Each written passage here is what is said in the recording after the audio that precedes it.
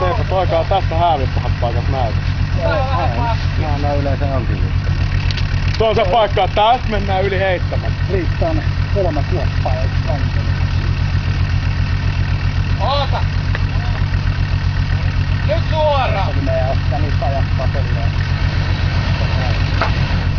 No toi kantokaa häävi tukevasti tänään. Nousee vaan enemmän. Niin vauhi! Täällä sitten mä. Oota! Kaskia! Menee näistä Vähän sinne päin, että on se... Se kantoo tuo meidän konehuoneeseen.